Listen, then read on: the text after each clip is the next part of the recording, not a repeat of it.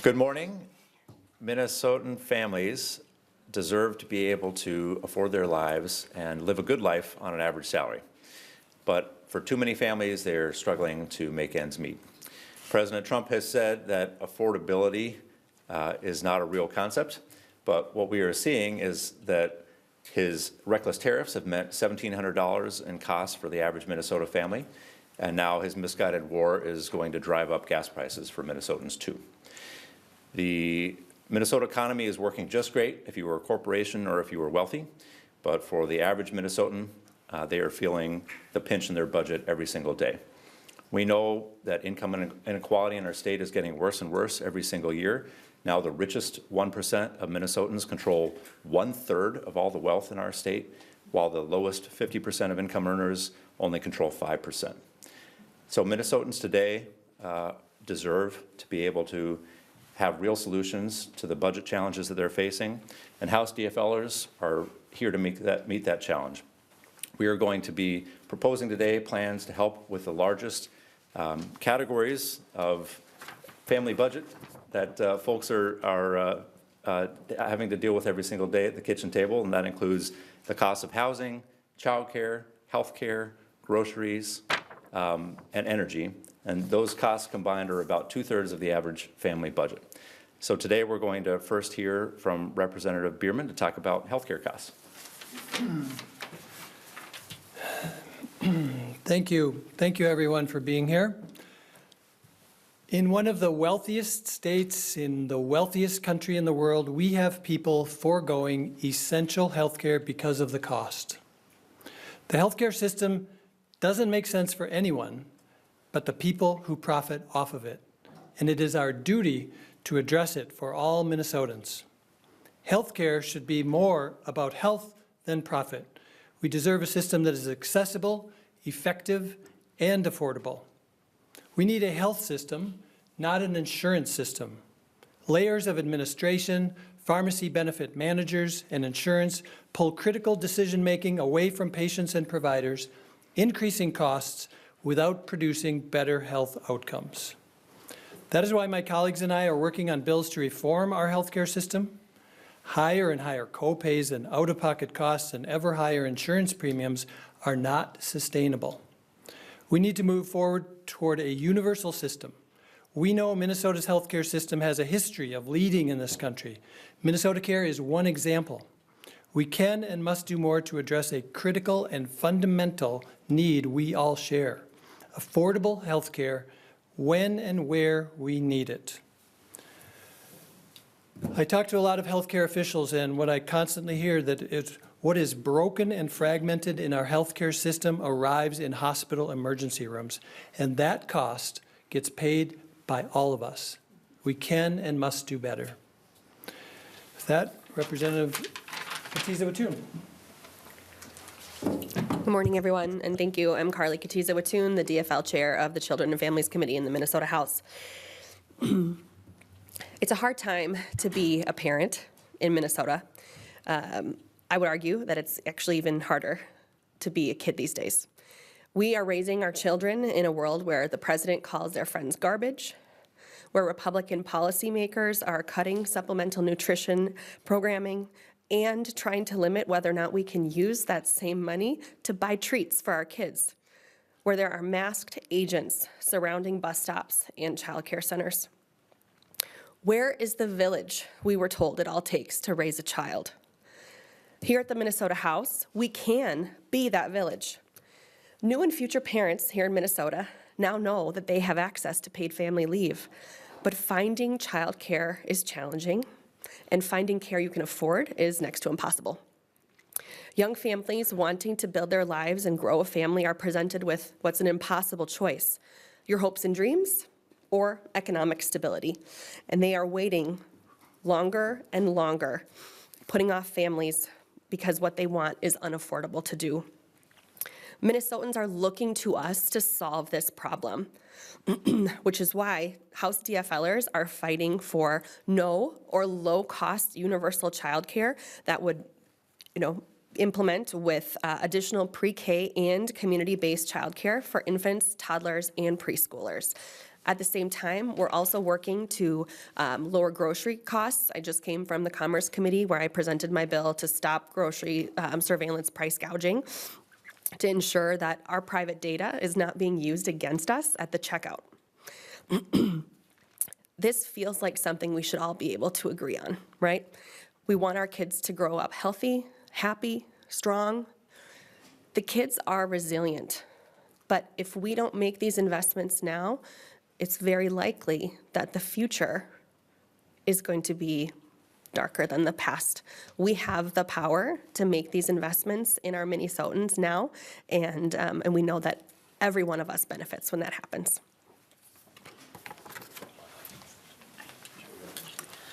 Hi, everybody. I'm Representative Patty Acom. I co-chair the House Energy Committee. And in the energy sector, we're facing a lot of challenges, several of which were unexpected. We're seeing an increased demand for electricity from most notably from data centers, but then also from the electrification of vehicles and buildings. We're seeing impacts from federal actions, the repeal of the renewable tax credits, slow delivery of approved grants, extension of coal plants slated to close within the MISO region, and that's impacting our state ratepayers. And this is playing out in Minnesota in an unfortunate way. Only 1 in 5 qualified Minnesotans actually receive energy assistance.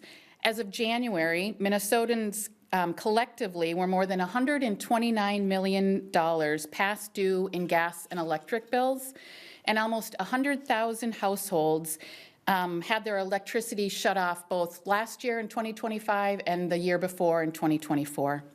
So the DFL House is committed to ensuring that Minnesotans have clean, reliable, and affordable energy for all Minnesota residents. The DFL House proposes reducing energy bills by increasing funding for those low-income energy assistance participants, insulating and weatherizing homes. We know that the cheapest energy or the cheapest electricity is that which we don't use. So making homes energy efficient is important. Promoting energy efficiency also for businesses. We want to eliminate obstacles to affordable, renewable energy. We've heard a lot of interest in the balcony solar of our colleague, Representative Kraft. And the DFL proposes holding utilities accountable by removing the ability of utilities to charge Minnesotans for costs like lobbying and excessive executive pay, explicitly stating that affordability is a PUC priority, prevent power and heat shutoffs by supporting families who are struggling to afford their energy bills, and make sure the PUC can punish utilities for poor service. And lastly, limit interim rate increases for our utilities. So those are just some of the things that we'll be working on. And with that, I'm going to pass it over to, Representative Agbaje. My apologies. No problem. Good morning, everyone. My name is Esther Agbaje, and I represent a House district in Minneapolis. Housing is expensive. It's one of the additional rising costs most Americans and Minnesotans are facing today. In Minnesota, 48% of renters and 20% of homeowners are overburdened by housing, and that means that they're paying more than 30% of their income to their housing. Supply is a factor in the high cost of housing. We do not have enough housing in Minnesota, and we're not building enough. High-end estimates say that Minnesota is missing close to 100,000 units of housing. So we do have opportunities and options to try to increase our housing supply in Minnesota. The high cost of housing and the inability to buy a home is another added stressor for Minnesotans looking for stability. For those who are renting, they are finding that the rent goes up every year while their wages remain the same. Corporate landlords keep getting richer, and renters are the ones that are funding it.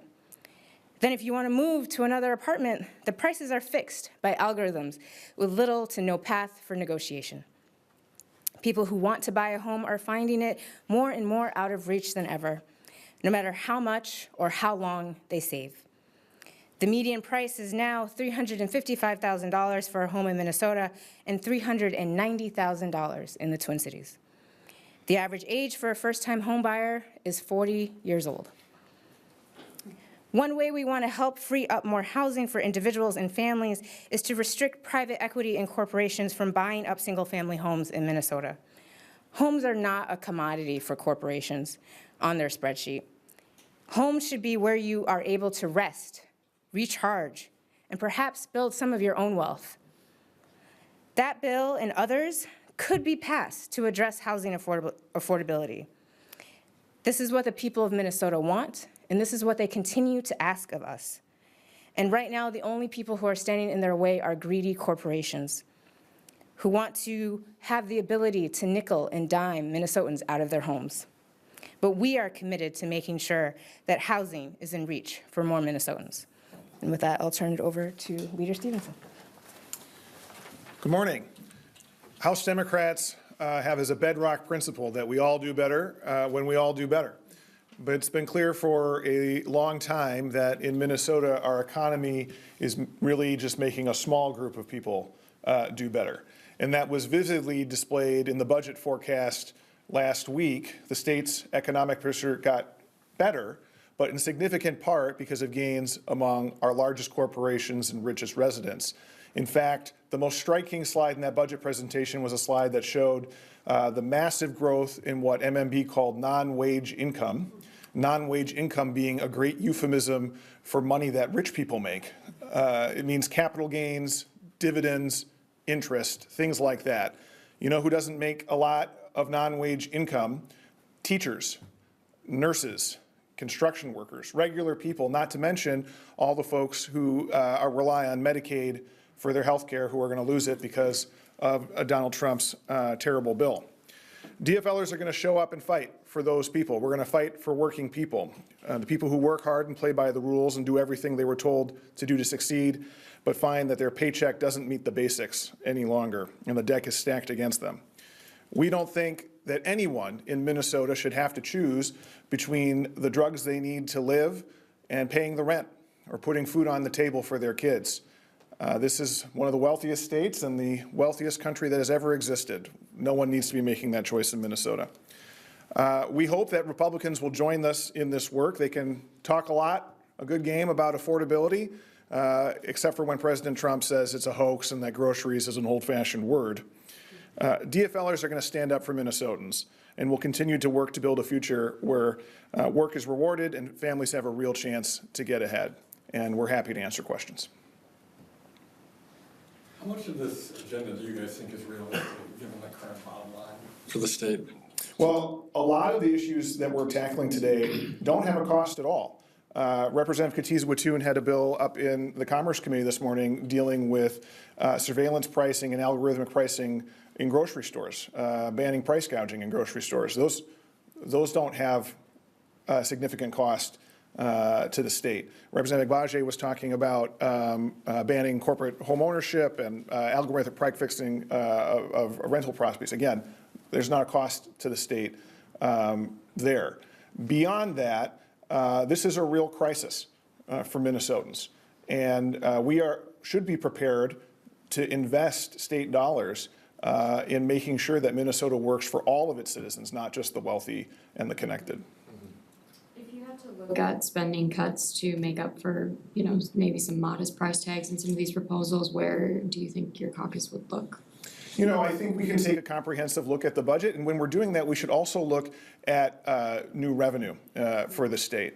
And again, looking at who has benefited from the economy in the short term, and particularly because of the tax bill that Washington passed this summer that gave massive tax cuts to the wealthiest Minnesotans and largest corporations. I think House Democrats are interested in looking at these massive tech companies and social media companies who take a lot from Minnesotans but don't pay very much in taxes. We want to look at all the entire picture. On the surveillance pricing, it's an interesting bill, for people that coming up this morning in committee. Could you just explain that for people at home about, what it is and what the practice is? Right, thank you for the question. So both Representative Greenman and I are working on surveillance pricing bans and prohibition. The grocery one in particular is ensuring that corporations are not taking our personal data from apps, from our purchase history, from our geographic locations, and kind of using AI to predict how much we make, what our household income is, the urgency of any one given purchase, and the other alternatives that we have as a household, right? So it would require facial recognition disclosure in grocery stores. It would disallow electronic shelf label pricing to be changed more than once every 24 hours so that it's not used as surge pricing. And I've had really great conversations with the grocers, with retailers that, who assure me that in most places in Minnesota, these actions are not yet happening. But we know that they are happening at the corporate level. We know that they are investing millions and millions and millions of dollars into this technology just for fun? No. We know that they're investing this money to capitalize on the private data of Minnesotans and folks all across the country. So I want to make sure that we are not taking a look 2 years down the road, 5 years down the road, 10 years down the road and saying, I wish we woulda, because the future of Minnesota is being written now, and House DFLers can step in and regulate some of this technology before it is too late. And I would just say, to put a finer point on it, what we're talking about is using massive amounts of data to figure out how much people will pay and then charging a personal, individualized price to the maximum amount people will pay. And this is happening, as we talked about in groceries, it's happening across the economy. And we know this because they're not telling citizens, they're not telling regulators, they are telling their investors. We know this from investor calls. We know McKinsey said that they're looking to build about 2 to 7% margins. That's just about tailoring prices. And so this is happening. It's happening at Starbucks. It's happening at grocery stores. It's also happening at Target with TVs. And what we know is that people expect one fair price, right? You shouldn't be charged $100 more because you're trying to buy something in the parking lot of Target than you are at home on the same website for the same TV. And so when we talk about how we're protecting consumers and Minnesotans and small businesses, we heard testimony today, small businesses can't compete. The consolidation that's happening in the market is a lot of the reason because of this data, and these models are driving small businesses out of business, and they are making it so that Minnesotans and consumers are paying more, and it's just not fair. And so we can end this in grocery, we can end this today, and I feel like the conversation today in committee got us there.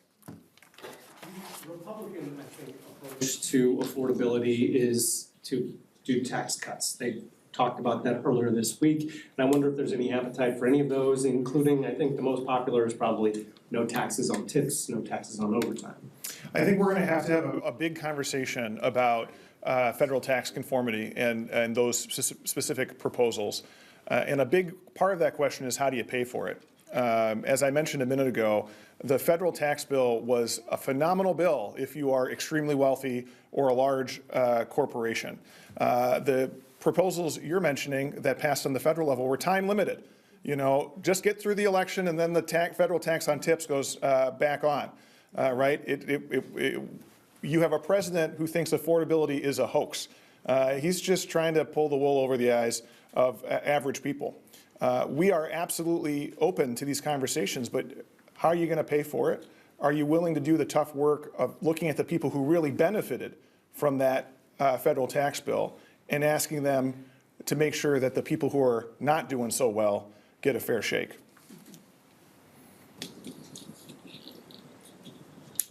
Okay, well, thank you very much. Thanks.